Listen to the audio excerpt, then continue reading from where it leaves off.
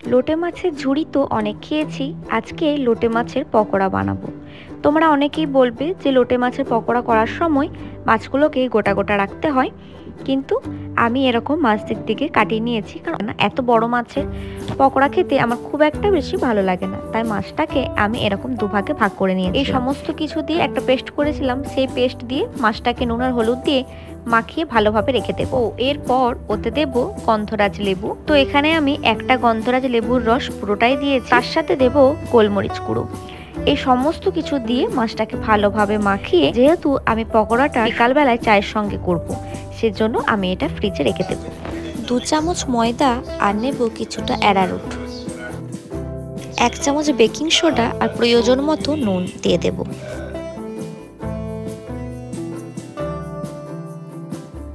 ভালোভাবে নাড়াচাড়া করে নেব। এরপর ঠান্ডা জল দিয়ে ব্যাটারটাকে গুলে নেব। খুব বেশি পাতলা করব না, তাতে আবার মাছটার গায়ে ব্যাটারটা খুব ভালোভাবে ধরবে না, সেজন্য একটু মোটা রেখেই পেস্টটা তৈরি করে নেব।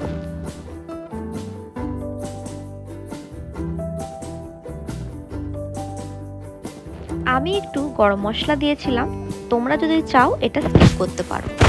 চলো, এতদূর পর্যন্ত সব হয়ে গেল।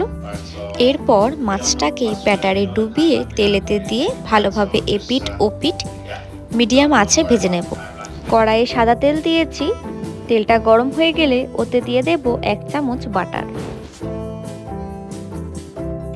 গ্যাসের ফ্লেমটাকে একদম কমে করে মাছগুলোকে ভালোভাবে দুটো পিঠ উল্টে পাল্টে ভেজে নেব। ব্যাস, তাহলে রেডি হয়ে গেল লোটে মাছের পকোড়া। চায়ের সঙ্গে এরকমভাবে পকোড়া বানিয়ে একবার খেয়ে দেখো, আশা করি ভালো লাগবে।